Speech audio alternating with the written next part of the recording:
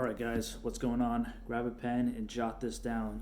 Today, we're going to quickly talk about tariffs, what's going on in the economic world. I think it's pretty interesting to see how everything's unfolding. In the last week, we saw a lot of what Trump has talked about, the Trump administration, what's happening with countries that are counterparties and how they're counter-negotiating with the new administration.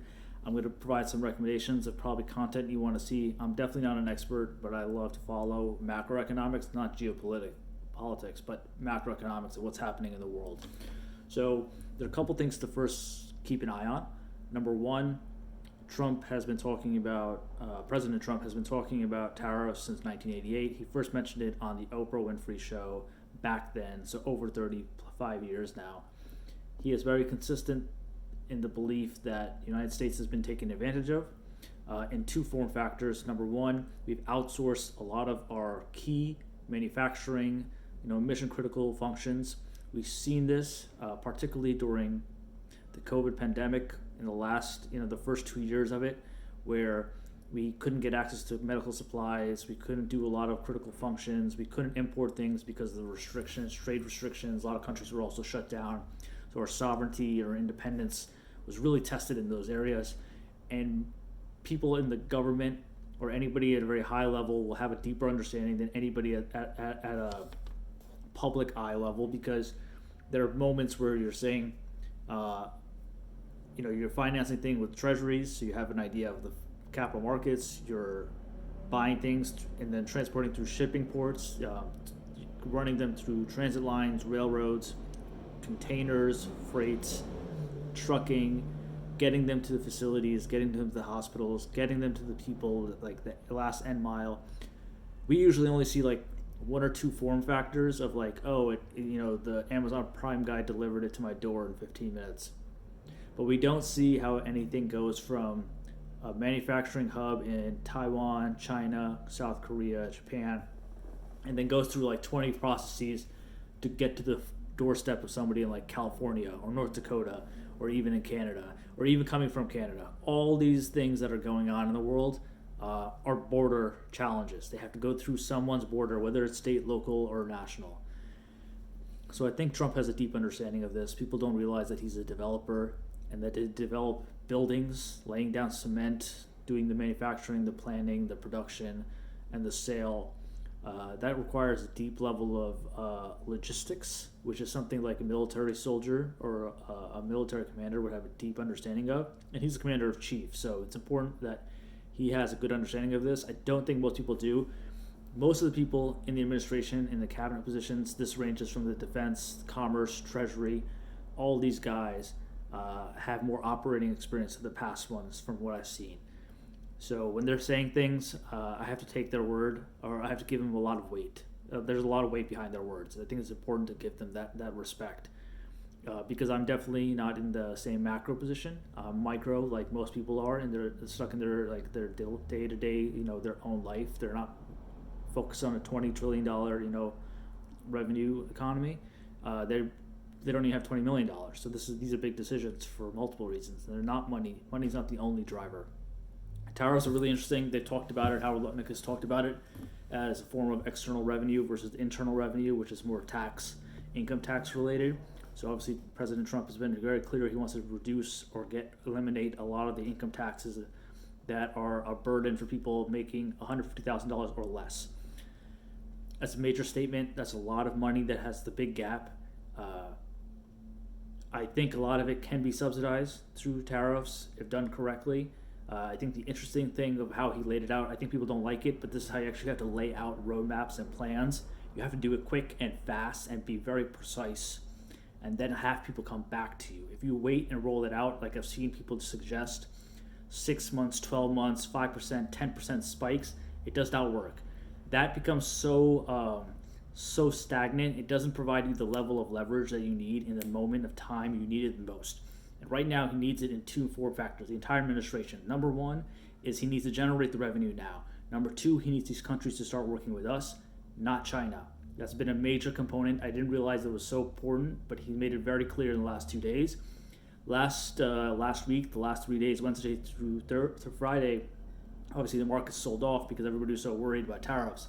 And it was interesting to see a lot of experts, particularly top tier investors, get this trade wrong, particularly because everybody, myself included, thought free trade existed, but the definition of free trade means that there are no quotas, there are no tariffs, there are no taxes on doing trade. That has never existed. I had to look that up again.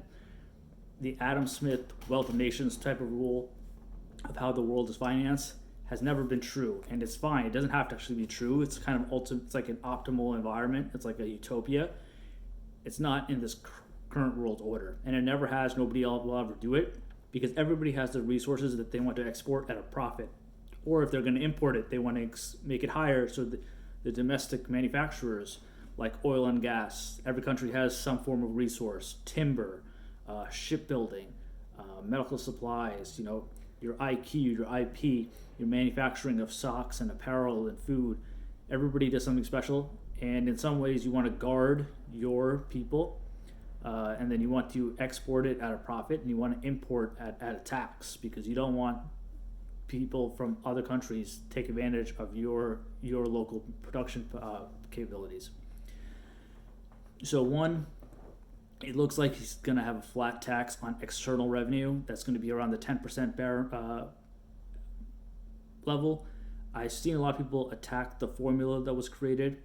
I don't think it's a good reason. I think they want to attack it because they're looking for a weakness in the formula. You could set a tariff at whatever rate you want. I think the formula that I've seen that economists have preached is that it's got to be like some parity number of 95%, not the 12.5% in the formula. You can look this up online. But at the end of the day, they created a formula that creates an incentive to reduce the deficit of the United States, because the president doesn't want to have a deficit with other countries. He wants to be America first, American manufacturing. He wants to produce in the United States. So he wants to have a surplus. That means that we are selling to the world. So not only are we the number one customer that's buying from the world, we are also manufacturing and selling to the world. So everybody's dependent on us in two form factors. I don't think investors understand that. That is an important distinction of what people have done in the past. In the past, it's been a service economy where we have just bought things, and that's an extreme point of leverage. Howard Lutnick has explained this in great detail on the All In podcast with David Friedberg and Chamath when he did an interview in D.C. at the White House. And then they did a second interview with Scott Bessent, who's the Treasury Secretary. He did another interview with Scott Bessent, did a second interview with David and Chamath, and they did a second interview with Tucker Carlson, where he explains the trade in great detail about how they're going to leverage, and he talks about it sometimes from the point of national security. So he doesn't just talk about it in terms of financing, which they have been very effective in producing a very good economic model that has, one, reduced inflation, has reduced the cost of oil and crude oil, has reduced the cost of other staple goods, that the average household that's not an investor probably is saving $200 a month on, which is a significant amount since January. So let's say $400 to $600 a month a year this year so far. The second thing is they have been able to reduce the interest rates. So the cost of financing across the world has gone down by like 80 basis points, something in like the high fours to the low fours. And Treasury Secretary Bessent is an excellent macro trader. I've learned this in the last 6 months, and he's very in tune to how to do these deals. So now that they have the point of leverage with the tariffs, they're negotiating with almost 50 countries. They are making it so that the countries work more and closely with the United States, which already started with Canada and Mexico and has been successful talks so far, particularly with Mexico. They tried it with Ukraine. Ukraine doesn't want to do a deal for some reason with anybody. They try to do it with their rare minerals rights, but Zelensky has other things that he's trying to attempt to do with other countries. Doesn't want to work with the United States. Now we've got 50 other countries. We've got Israel said 0 tariffs. I think Colombia or Argentina said 0 tariffs. Japan is going to be a major trading partner for us going forward. They're already very critical partners for us from the past 50 years. Now they're going to be critical for the next 50 years. But as we strengthen the relationship with Japan, Israel, Argentina, Mexico, and I think even the EU, the European Commission, had mentioned that they're going to have zero tariffs on industrial supplies. So we've already been effective in actually reducing the cost of business with specific trading partners across the world. It's been a very effective method, and it's only been 5 days. The market was only down about 10% over 3 days last week. It closed in the green on Monday. It looks positive. Today's Tuesday. Overall, very impressive. I am watching this play with the focus of an operator, not an investor, and saying, where are we going to have a competitive advantage? It looks like we have a competitive advantage now in many aspects. And that's something that just can't be replicated. You can't price for parity anymore. You have to price with a new global trade structure. So this is what's happening. It's unrolling. I don't know what's going to happen next. I think it's very much unknown. It's very hard to predict this. But if you go with the focus that other countries are going to work with America, so even if the United States manufactures everything, these countries are going to work so that they can help us manufacture at a lower cost. And I'm going with that approach going forward. I think it's very I think the Warren Buffett has the quote on "Don't bet against America." So you want to go long America. I think that status quo still sticks, and I think it's become stronger and more prevalent today than it ever has been before. And the fact that countries want to work with us shows how much importance we bring to the table in terms of resources, capital, as a trading partner, and it will show us the weaknesses of other countries that are either rivals or countries that simply don't want to work with us because they're going to increase their tariffs. And that tells us that they have some other motives, other incentives. They're taking care of themselves, we are taking care of ourselves. And I think it'll be worth understanding what's happening next, because there's a lot more that's going to happen next week. It's going to be almost a daily thing. It's not something you can keep track of, but if you're whatever industry you're in, it's worth understanding how the economics and incentives are changing in real time and is leveling the playing field for everybody going forward.